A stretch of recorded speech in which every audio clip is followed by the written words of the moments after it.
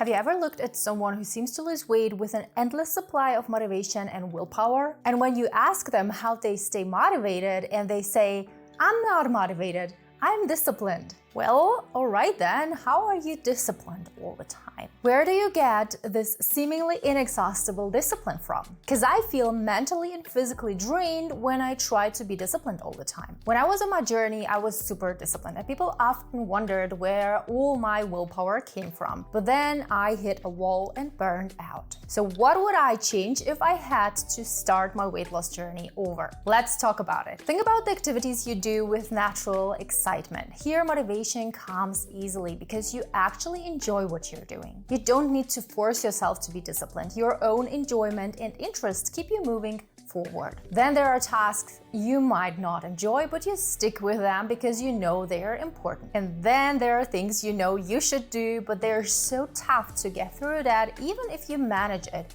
you're left feeling so drained you need a whole day to recover. All of this is based on the fact that we are fundamentally wired for survival, which means conserving energy is a priority. You'll understand in just a minute why I am telling you all this. Our bodies are very selective about how they use energy. For us to commit energy to a task, the benefits must clearly outweigh the effort. Our body is a smart system designed to balance the potential rewards of an activity against the energy it requires. This natural process of prioritizing emphasizes why it's crucial to have strong reasons for our actions. When you have a strong reason for doing something, your body is more willing to give the energy needed. That's when you find yourself being more disciplined. On the other hand, if your reason for doing something isn't strong, your body won't want to put in the energy. That's when it feels like you're fighting an uphill battle to get something done, and it's harder to stay disciplined. So if I were to start my weight loss journey from scratch, step number 1 would be finding my deepest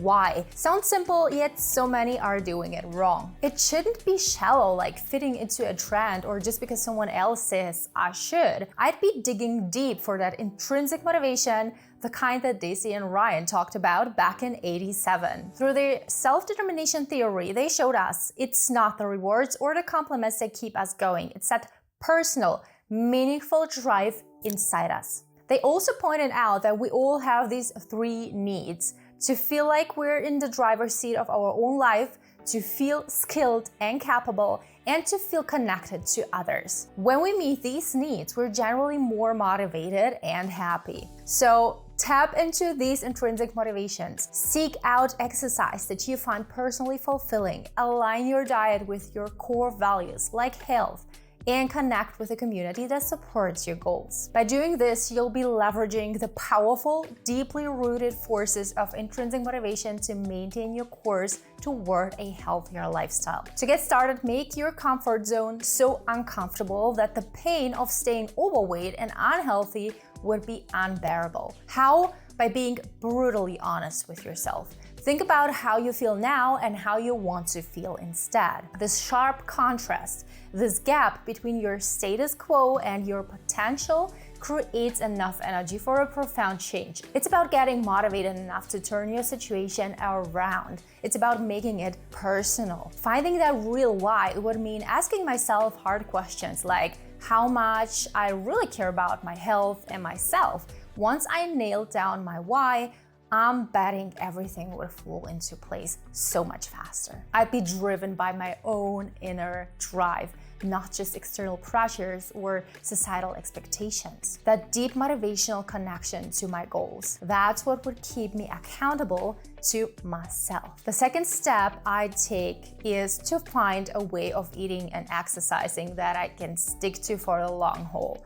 One that breaks the cycle of yo-yo dieting. I'd move away from restrictive diets like keto as soon as possible and instead focus on creating a sustainable lifestyle. It's important to see healthy eating not just as a physical choice, but a psychological one too. For instance, a salad without dressing might seem healthier, but if you're not enjoying it, is it really healthy? True health is about balance. It aligns with both your physical and mental well-being. Healthy eating should make you feel good, not deprived. So I'd look for a way to include foods I enjoy allow occasional treats, and support my overall happiness as well as my physical health.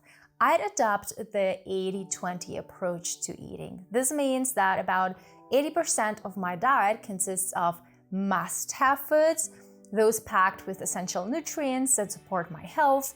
This includes macronutrients like healthy fats, proteins, providing essential amino acids like tryptophan for mental health and tyrosine for thyroid function, and complex carbohydrates from whole grains, legumes, and fruits, which provide sustained energy and fiber for gut health. Eating this way isn't just good for my body, it makes me feel good mentally too.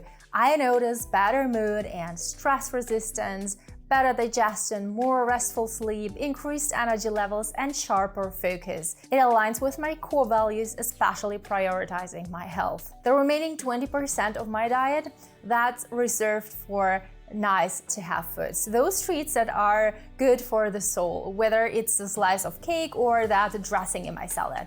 It's important to enjoy these things too. Life's too short to not enjoy the foods you love. This balance ensures I stick to a healthy lifestyle without feeling deprived. The third step I take in my weight loss journey, the Pareto principle. The idea that 80% of the results often come from just 20% of the effort. For your weight loss journey, this means zeroing in on those small but powerful and impactful tasks that really push the needle. Think of it like cleaning your house. Not every chore requires the same amount of work, but some simple tasks can make a huge difference. For example, adding more veggies to your meals or drinking apple cider vinegar before a carb-loaded meal is an easy tweak, but it can have a big impact on your health. Kind of like how quickly tossing dishes into the dishwasher keeps your kitchen tidy. On the flip side, an hour of intense cardio is like scrubbing grout.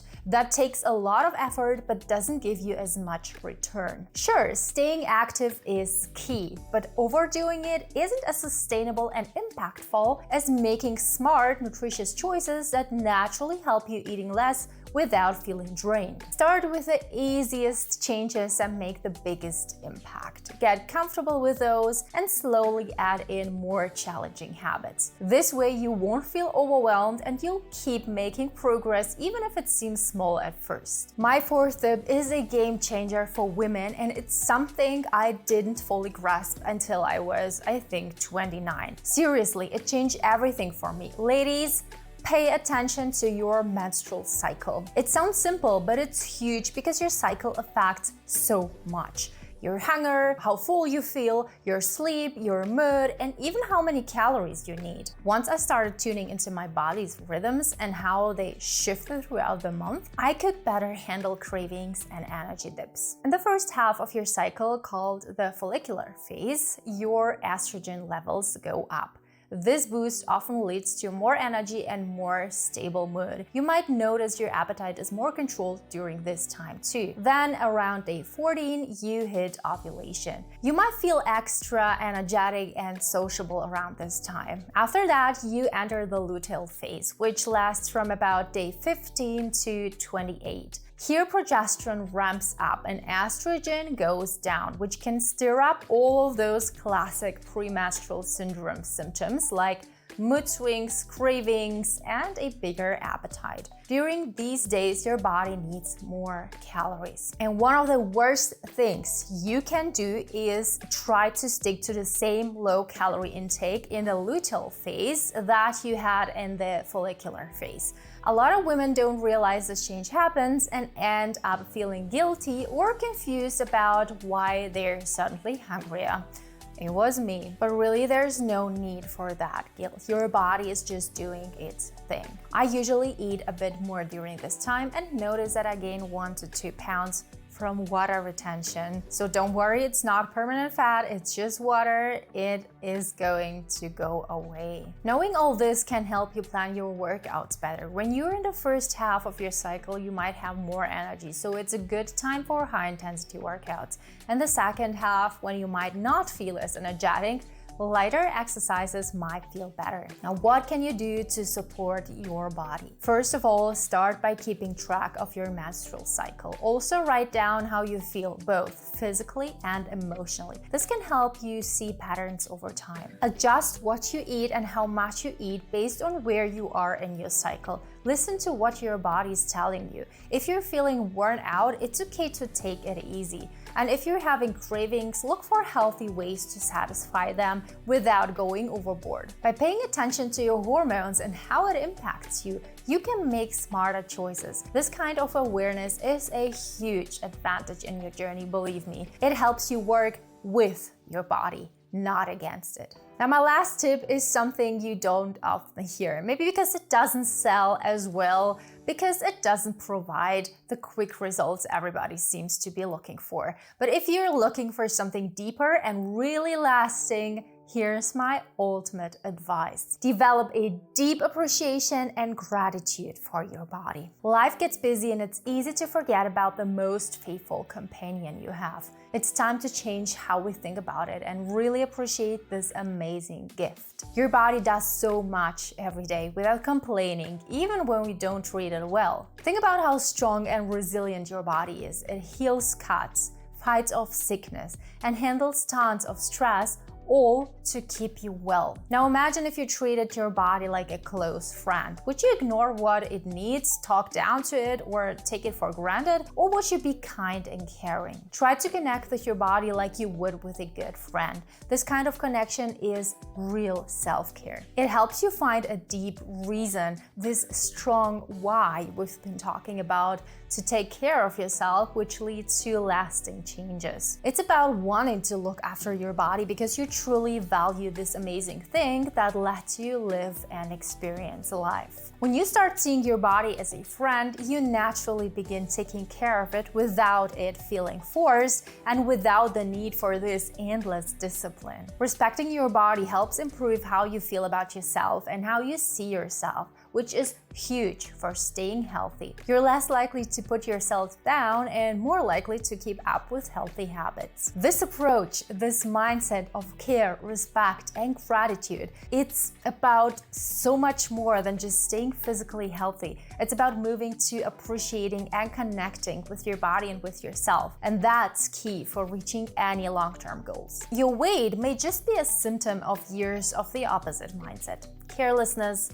lack of appreciation, and disconnection from your body. Stop fighting the symptom and start treating the cause. All of this is what I would have done if I had to start my weight loss journey from scratch. If only someone had shown me how. Weight loss is so much more than just numbers on a scale. It's a journey to deep self-discovery and transformative change. Remember, every little step is crucial and you have the power to make this journey successful and lasting. Thanks for sticking with me. If you found this video helpful, subscribe for more tips on living your healthiest life. Until next time, take care of yourself because your health is your greatest wealth.